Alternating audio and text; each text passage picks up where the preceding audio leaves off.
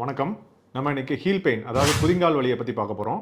குதிங்கால் வலி வர்றதுக்கு பல காரணங்கள் இருக்குது. பட் இதில் முக்கியமான காரணம்னு பார்த்துட்டோம்னா நம்மளுக்கு வந்து பிளான்டார் ஃபேசிட்டிஸ். பிளான்டார் ஃபேசிட்டிஸ்னால் என்னன்னு பார்த்துட்டோம்னா, நம்மளுக்கு பாதத்துக்கு அடியில் பிளான்டார் ஃபேசியாங்கிற ஒரு ஜவ்வு இருக்கும். அந்த ஜவ்வு இறுக்கமாறதுனால ஒரு வித வலி ஏற்படும். அதுக்கு பேர் தான் வந்து பிளான்டார் ஃபேசிட்டிஸ்னு சொல்கிறாங்க. அதுக்கப்புறம் பார்த்துட்டோம்னா குதிங்கால் எலும்பு, அதாவது கால்கேனியம்ங்கிற ஒரு போனில் வந்து லாங் டேர்மில் ஒரு போன் வந்து க்ரோ ஆகி ஒரு சின்ன கொக்கி மாதிரி, ஒரு பேரட் பீக், அதாவது கிளி மூக்கு மாதிரி ஒரு ஷார்ப்பாக ஒரு வந்து போன் க்ரோத் ஆகும். இந்த போன் க்ரோத் ஆகிறதுனால சம்டைம்ஸ் பெயின் வரலாம். அதனாலையும் இப்போ நம்மளுக்கு ஹீல் பெயின் வரலாம். அடுத்ததாக பார்த்தோம்னா நம்ம பாதங்களில் போகிற நரம்புகளில் வந்து ஏதாவது ஒரு இரிட்டேஷனோ ஏதாவது ஒரு அழுத்தமோ ஏற்பட்டால் அதனாலேயே எரிச்சலோடு சேர்ந்து வலி ஏற்படலாம். இதனாலேயும் ஹீல் பெயின் வரலாம்.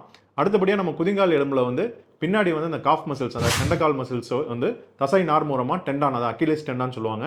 அந்த டெண்டானை வந்து ஜாயின் ஆகிற இடத்துல இன்ஃப்ளமேஷன் ஆகி வீக்கமாகி அதனால வர்ற வலிக்கு பேர் வந்து அக்கிலிஸ் டெண்டினைட்டிஸ்னு சொல்லுவாங்க. இதனாலேயும் ஹீல் பெயின் வரலாம். ஸோ இந்த மாதிரி பல காரணங்கள் இருந்தாலும் நம்மளுக்கு முக்கியமான காரணம்னு பார்த்துட்டோம்னா அந்த பிளான்டார் ஃபேசியாங்கிற ஜவ்வு வந்து இருக்கிறதுனால வர்ற வலி தான் வந்து முக்கியமான காரணம். அதை பற்றி நம்ம டீட்டெயிலாக இன்றைக்கி பார்ப்போம். ஸோ பிளான்டார் ஃபேசியா அப்படின்னா என்னன்னு பார்த்துட்டோம்னா, நம்மளுக்கு பாதத்துக்கு அடியில் வந்து குதிங்கால் எலும்புக்கும் அந்த 5 விரலுக்கும் இடையில இருக்கிற ஒரு ஜவ்வு தான் வந்து பிளான்டார் ஃபேசியா. இந்த பிளான்டார் ஃபேசியா பார்த்தோம்னா ஒரு ரப்பர் மாதிரி ஒரு ஃபைப்ரஸ் டிஷ்யூ மாதிரி இருக்கும். இந்த ரப்பர் மாதிரி இருக்கிற டிஷ்யூ வந்து குதிங்கால் எலும்புல இருந்து ஒரு ஃபேன் மாதிரி வந்து அப்படியே ஸ்ப்ரெட் ஆகி ஒரு ப்ராட் லிகமெண்ட் மாதிரி போயிட்டு நம்ம 5 விரல்களில் போய் அட்டாச் ஆகும். இதோட வேலை என்னன்னு பார்த்தோம்னா, இது வந்து நம்மளுக்கு வந்து பாதத்தில் வந்து உள்பக்கத்தில் வந்து ஒரு ஆர்ச் மாதிரி இருக்கும். அதுக்கு பேர் மீடியல் ஆர்ச் அப்படின்னு சொல்லுவாங்க. அந்த ஆர்ச்சை வந்து மெயின்டைன் பண்ணுறதுக்கு இது ரொம்ப ஹெல்ப்ஃபுல்லாக இருக்குது. அதுக்கப்புறம் வந்து அந்த பாதங்களுக்கு வந்து ஃபுட்டுக்கு வந்து ஒரு ஸ்டெபிலிட்டி கொடுக்குது. அப்புறம் அந்த ஃபுட்டை வந்து மூவ்மெண்ட் பண்ணுறதுக்கும் யூஸ் ஆகுது. அப்புறம் ஒரு ஃப்ளெக்சிபிலிட்டி கொடுக்குது ஃபுட்டுக்கு. அப்புறம் பார்த்தீங்கன்னா நம்ம பாடி வெயிட்டை வந்து ஈவனாக டிரான்ஸ்மிட் பண்ணுறதுக்கு ஒரு ஷாக் அப்சார்பர் மாதிரி வேலை செய்யுது. ஸோ இதெல்லாம் வந்து இதோட முக்கிய ஃபங்க்ஷன்ஸாக இருக்குது.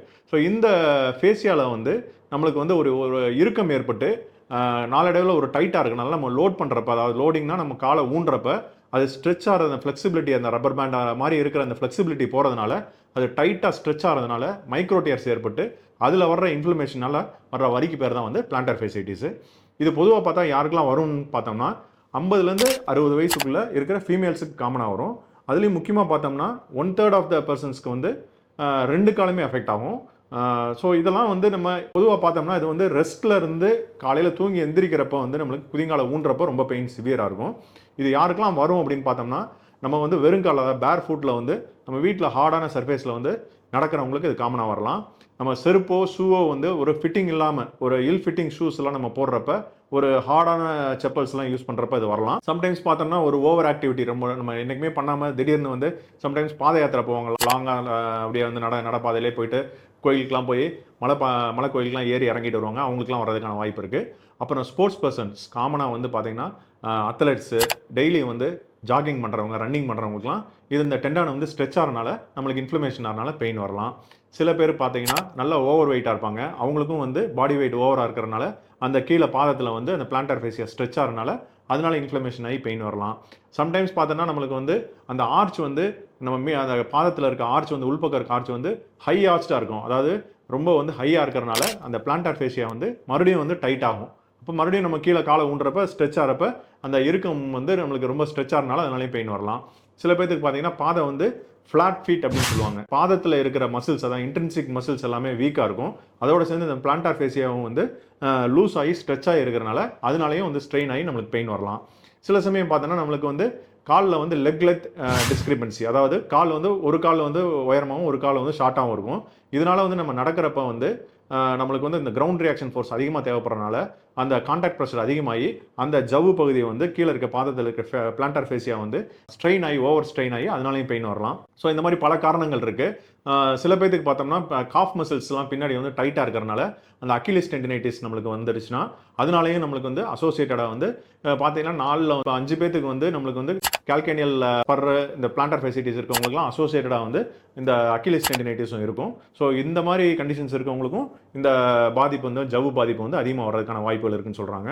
ஸோ இது வந்து நம்மளுக்கு வந்து ஏன் வந்து இது வந்து ரெஸ்ட்டில் வந்து எந்திரிச்சு வர்றப்ப நம்மளுக்கு நடக்கிறப்ப பெயின் இருக்குது அப்படின்னு பார்த்தோம்னா, நம்ம வந்து நைட்டு தூங்குறப்போ வந்து பொதுவாக வந்து நம்ம பாதத்தில் ஆங்கிள் ஜாயிண்ட்டை வந்து நம்ம ரிலாக்ஸ்டாக வந்து ஒரு 110 டிகிரி to 100 டிகிரி வந்து நம்ம கீழ் நோக்கி ஃப்ளெக்ஸ் பண்ணி தான் நம்ம தூங்குவோம். ஸோ அந்த மாதிரி தூங்குறப்ப கீழ் பாதத்தில் இருக்கிற அந்த அடியில் இருக்கிற அந்த ஜவ்வு வந்து சுருங்கிடும்.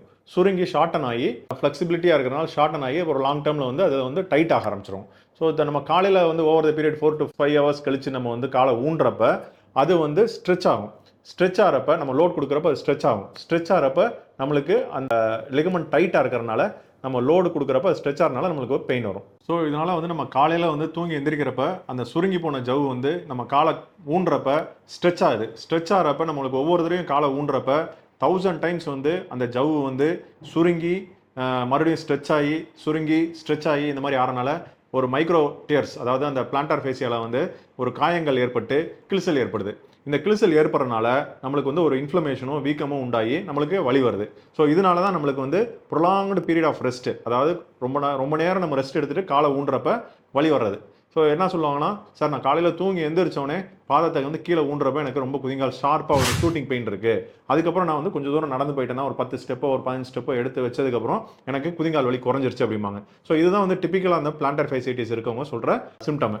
ஸோ இது பார்த்தோம்னா நம்மளுக்கு வந்து இதுதான் வந்து காரணம். லாங் பீரியட் ஆஃப் ரெஸ்ட்டில் இருந்துட்டு காலை ஊன்றப்ப பெயின் வருதுக்கு காரணம் இதுதான். இப்போ நம்மளுக்கு மெயினாக வந்து என்னென்ன சிம்டம்ஸ் வரலாம் அப்படின்னு பார்த்தோம்னா, மெயினாக வந்து காலையில் வந்து இந்த மாதிரி ரெஸ்ட்டில் இருந்துட்டு தூங்கி எந்திரிக்கிறப்ப ஒரு பெயின் வரலாம். அதுக்கப்புறம் வந்து ப்ரொலாங்டு ஆக்டிவிட்டி, ரொம்ப நேரம் நம்ம ஏதாவது ஒரு ஆக்டிவிட்டிஸ் பண்ணிட்டு இருந்தாலும் பெயின் வரலாம். சில பேருக்கு பார்த்தோம்னா நம்ம என்ன ஆகும்னா, இந்த இதை வந்து நம்ம கவனிக்காம விட்டோம்னா 2 to 3 monthsல இந்த பிளான்டார் ஃபேசியாங்கிற ஜவ்வு வந்து அதிகமாக ஸ்ட்ரெச் ஆகி நம்ம அந்த குதிங்காலில் இருக்க எலும்பு அட்டாச் ஆகிற இடத்துல, அந்த கால்கேனியம்ங்கிற போனில் அட்டாச் ஆகிற இடத்துல அப்படியே ஒரு புல்லிங் எஃபெக்ட் உண்டாயிட்டே இருக்கும். ஸோ அந்த புல்லிங் ஆகிறனால அந்த போனை சுற்றி இருக்க அந்த பெரியாஸ்டியம்ங்கிற ஒரு லேயர் வந்து அப்படியே வந்து விரிஞ்சு கொடுத்து போனா ஃபார்ம் ஆயிரும். இந்த போனா ஃபார்ம் ஆகிறதான் நம்மளுக்கு அந்த பேரட் பீக், அதாவது கிளி மூக்கு மாதிரி ஒரு கொக்கி மாதிரி இல்லைனா ஒரு முள்ளு மாதிரி ஒரு ஷார்ப்பாக ஒரு எட்ஜ் மாதிரி ஃபார்ம் ஆயிரும்.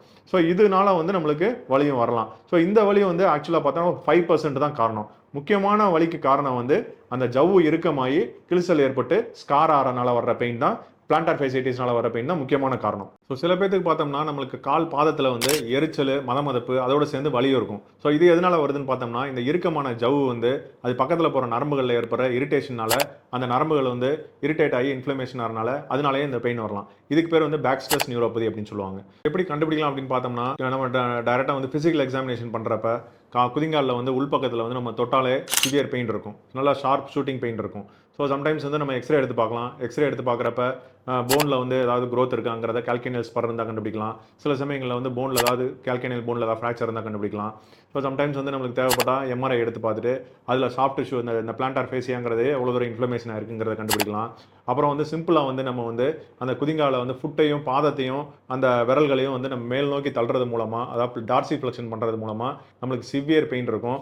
அதோட அந்த அந்த உள்பக்கத்தில் பார்க்குறப்ப அந்த ப்ராட் லிகமெண்ட், அந்த பிளான்டார் ஃபேசியாங்கிறது ஒரு திக்காக ஒரு ஸ்ட்ரிங் மாதிரி ஒரு பேண்ட் வந்து நம்ம தொட்டு பார்க்கலாம். இது டைட்டாக திக்காக இருக்கும். ஸோ இது மூலமாகவும் நம்ம பிளான்டார் ஃபேசியா வந்து நம்ம கண்டுபிடிக்கலாம்.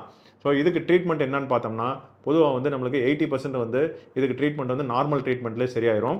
இதுக்கு வந்து மெயினாக வந்து நம்மளுக்கு செல்ஃப் லிமிட்டிங் டிசீஸ் அப்படின்னு சொல்லுவாங்க, தானாகவே சரியாயிரும். இருந்தாலும் நம்ம வந்து அந்த ரெக்கவரியை வந்து ஃபாஸ்டன் பண்ணுறதுக்காண்டி நம்ம இதெல்லாம் ஃபாலோ பண்ணோம்னா இன்னும் கொஞ்சம் சீக்கிரம் நம்மளுக்கு சரியாகும். மெயினாக வந்து நம்மளுக்கு வந்து ரெஸ்ட் கொடுக்கணும். ரெஸ்ட் கொடுத்துட்டு அதுக்கப்புறம் வந்து ஒரு ஆன்டி இன்ஃப்ளமேட்டரி டேப்லெட் சாப்பிட்டுக்கலாம். அப்புறம் வந்து மெயினாக வந்து பார்த்தோம்னா கான்ட்ராஸ்ட் பாத் அப்படின்னு சொல்லுவாங்க. ஒரு பக்கெட்டில் வந்து சுடுதண்ணியும் ஒரு பக்கெட்டில் வந்து கோல்டு வாட்டரும் வச்சுட்டு இதில் ஒரு 15 minutes இதில் ஒரு 10 minutes மாற்றி நம்ம பண்ணுறது மூலமாக பெயின் குறையும். அப்புறம் பார்த்தா ஃபிசியோதெரபிஸ்ட் வந்து சம்டைம்ஸ் டேப்பிங்கிற ஒரு இது பண்ணுவாங்க. அதை வந்து நம்ம பிளான்டார் ஃபேசியா ஸ்ட்ரெச் பண்ணி டேப்பிங் பண்ணி வைக்கிறதுனால அதனாலையும் பெயின் குறையலாம். ஸோ முக்கியமாக அடுத்து நம்ம பார்க்க வேண்டியது வந்து செப்பல் மாடிஃபிகேஷன். செப்பல் மாடிஃபிகேஷன் என்னன்னு பார்த்தோம்னா, அந்த ஆர்ச்சுக்கு வந்து சப்போர்ட் பண்ணுற மாதிரி மீடியல் ஆர்ச் சப்போர்ட் கொடுக்கணும். அப்புறம் பார்த்தோம்னா ஹீலில் வந்து நல்ல ஒரு குஷன் மாதிரி இருக்கிற மாதிரி செப்பல் யூஸ் பண்ணணும். அதாவது எம்சிஆர் செப்பல்ஸ் இருக்குது, அந்த மாதிரி போட்டுக்கலாம்.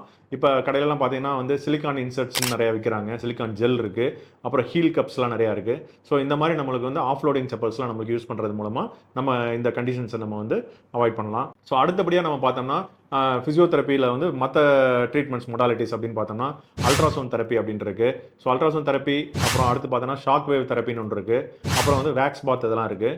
ஸோ இதெல்லாம் பார்த்தோன்னா ஒரு சின்ன மிஷின் மூலமாக நம்மளுக்கு அந்த டைட்டான ஃபேசியாவுக்கு மேலே வச்சு ஒரு மசாஜ் கொடுக்கறது மூலமாக அந்த திக்காக இருக்கிற அந்த ஃபைப்ரஸ் பேண்ட் வந்து பிரேக் ஆகி நம்மளுக்கு ரிலீஸ் ஆகி கொஞ்சம் பெயின் ரிலீஃப் கிடைக்கிறதுக்கான வாய்ப்பு இருக்குது. ஸோ இந்த மாதிரி பண்ணுறது மூலமாகவே நம்மளுக்கு 80% வந்து இந்த ஹீல் பெயினை வந்து நம்ம குறைச்சிக்கலாம். அதோடு சேர்த்து முக்கியமாக பண்ண வேண்டியது வந்து ஸ்ட்ரெச்சிங் எக்ஸசைஸு. ஸ்ட்ரெச்சிங் எக்ஸசைஸ்னால் என்னன்னா, இந்த டைட்டான ஜவ்வு வந்து ஒரு ஸ்கார் டிஷ்யூ மாதிரி ஃபார்ம் ஆகி ரொம்ப திக்காக இருக்கும். அதை வந்து நம்ம ஸ்ட்ரெச் பண்ணி ரிலாக்ஸ் பண்ணி பிரேக் பண்ணுறது மூலமாக நம்மளுக்கு ஒரு ஃப்ளெக்சிபிலிட்டி கிடைக்கும். நம்ம இன்றைக்கி குதிங்கால் வலி, அதாவது எல்லாத்துக்கும் காமனாக இருக்க குதிங்கால் வலியை வந்து நம்ம வீட்டிலே வந்து ஒரு சில பயிற்சிகள் 4 சிம்பிள் எக்ஸசைஸ் மூலமாக நம்ம சரிப்படுத்த முடியும். இந்த குதிங்காலில் வந்து பார்த்தீங்கன்னா நம்ம குதிங்கால் எலும்புலேருந்து முன்னாடி வந்து போகிற ஜவ்வுக்கு பேர் தான் வந்து பிளான்டார் ஃபேசியான்னு சொல்லுவாங்க. இந்த பிளான்டார் ஃபேசியா வந்து இறுக்கமாறதுனால தான் நம்மளுக்கு இந்த குதிங்கால் வலி வருது. இந்த இறுக்கமான ஜவ்வு வந்து ரிலாக்ஸ் பண்ணுறதுக்கு, ஸ்ட்ரெச் பண்ணி ரிலாக்ஸ் பண்ணுறதுக்கு என்னென்ன பயிற்சிகள், அதாவது சிம்பிளான 4 சிம்பிள் எக்ஸசைஸ் என்ன பண்ணால் போதும் அப்படிங்கிறத பற்றி இந்த வீடியோவில் பார்க்க போகிறோம்.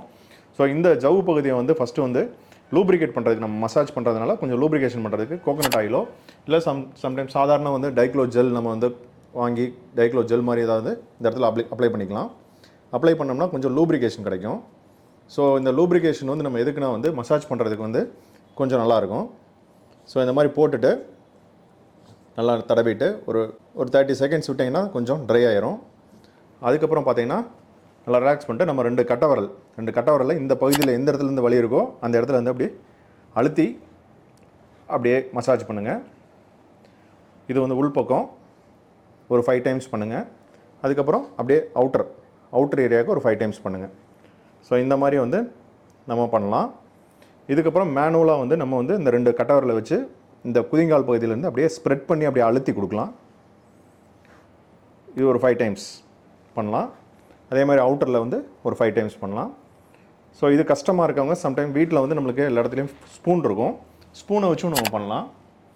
ஸோ இந்த ஸ்பூனை வந்து நம்மளுக்கு பெயின் இருக்க இடத்துல இருந்து இப்படி பிடிச்சிட்டு அழுத்தி அப்படியே நீங்கள் ஸ்ட்ரெச் பண்ணலாம். இப்படியே ஸ்ட்ரெச் பண்ணுறதுனால இந்த டைட்டாக இருக்க பிளான்டார் ஃபேசியா வந்து அப்படியே கொஞ்சம் ரிலாக்ஸ் ஆகும். இது வந்து ஒரு 5 டைம்ஸ். ஸோ அவுட்டரில் வந்து அதே மாதிரி ஒரு 5 டைம்ஸ். ஸோ இந்த மாதிரி நீங்கள் ஸ்பூன்லேயும் வந்து ஸ்ட்ரெச்சிங் பண்ணலாம்.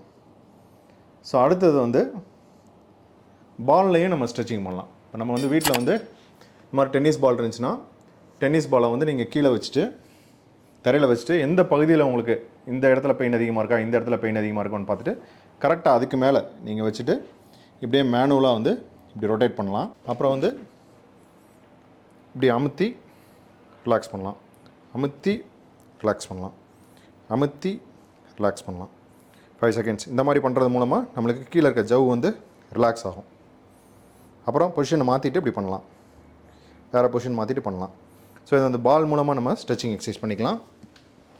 அடுத்தது சிம்பிளாக பார்த்தா நம்ம கையிலே வந்து இந்த மாதிரி கால் மேலே கால் போட்டு ஒரு குதிங்காலை வந்து ஒரு லெஃப்ட் சைடு ஹேண்டில் வந்து நல்லா ஹோல்ட் பண்ணிவிட்டு ஸ்டேபிளாக வச்சுட்டு இந்த விரல்களை வந்து காலில் இருக்க விரல்களை கோர்த்துக்கணும். கோர்த்துக்கிட்டு நல்லா ஸ்டேபிளாக வச்சுக்கிட்டு இந்த ஜவ்வு பகுதியை வந்து நல்லா சுருக்கி நல்லா விரிக்கணும், ஸ்ட்ரெச் பண்ணணும். ஸ்ட்ரெச் பண்ணுறதுனால இந்த லிகமெண்ட் பிளான்டார் ஃபேசியாங்கிறது நல்லா ஸ்ட்ரெச் ஆகுது. ஸோ இது வந்து ஒரு 5 டைம்ஸ் இப்படியே பண்ணுங்கள். அதுக்கப்புறம் வந்து ரொட்டேட் பண்ணலாம். இப்படி உள்ள இன்சைட் ஒரு 5 டைம்ஸ். அதே மாதிரி ஆப்போசிட் சைட் இது ஒரு 5 டைம்ஸ். அதுக்கப்புறம் ஃபுல்லாக ரொட்டேஷன் பண்ணலாம். நல்லா ஸ்டேபிளாக பிடிச்சிட்டு ஃபுல்லாக ரொட்டேஷன்.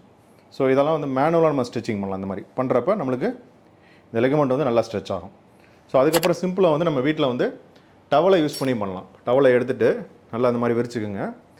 உட்காந்துருக்கப்ப ஃப்ரண்ட்டில் ஒரு சின்ன ஸ்டூல் போட்டுட்டு அதுக்கு மேலே வச்சுட்டு இந்த முன் பாதத்தில் வந்து இந்த மாதிரி ஹோல்ட் பண்ணிக்கிங்க. டவலை ஹோல்ட் பண்ணிட்டு நல்லா அப்படி இழுத்து ஒரு 5 செகண்ட்ஸ் ஹோல்ட் பண்ணிட்டு அதுக்கப்புறம் ரிலாக்ஸ் பண்ணுங்கள்.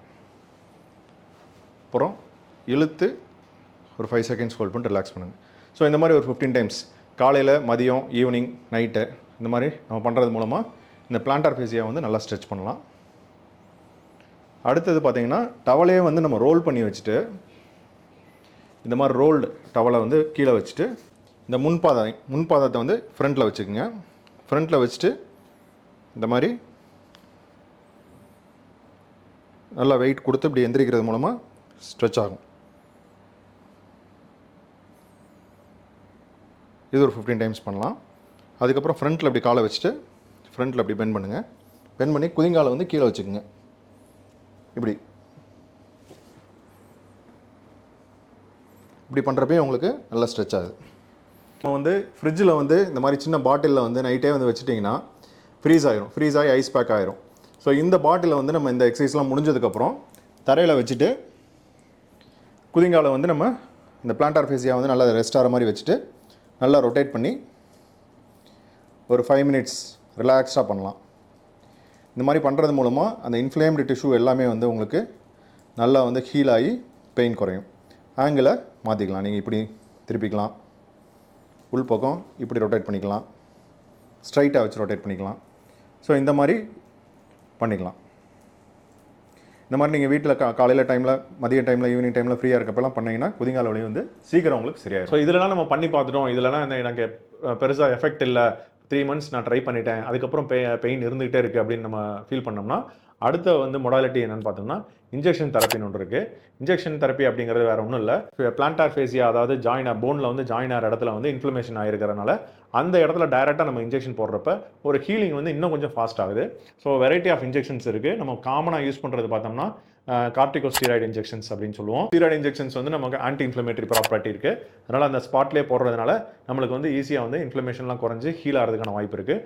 பட் இதில் வந்து ஒரு ட்ராபேக் இருக்குது. நம்ம ஹீலில் இருக்க ஃபேட் பேட்லாம் வந்து சம்டைம்ஸ் வந்து அட்ரோபி, அதாவது சுருங்கி போய் நம்மளுக்கு பாதம் வந்து மறுபடியும் வந்து ஃப்ளாட் ஆகிறதுக்கான வாய்ப்புகள் இருக்குது.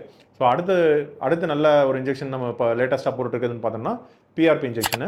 பிஆர்பி இன்ஜெக்ஷன் வேறு ஒன்றும் இல்லை, நம்ம பிளட்டில் வந்து பிளேட்லெட்ஸை வந்து நம்ம கான்சன்ட்ரேட்டடாக எடுத்து அந்த பிளேட்லெட்ஸை வந்து நம்ம வந்து அந்த ஸ்பாட்டில் வந்து போடுறப்ப இன்னும் கொஞ்சம் ஹீலிங் ப்ராப்பர்ட்டிஸ் நிறைய இன்க்ரீஸ் ஆகுது.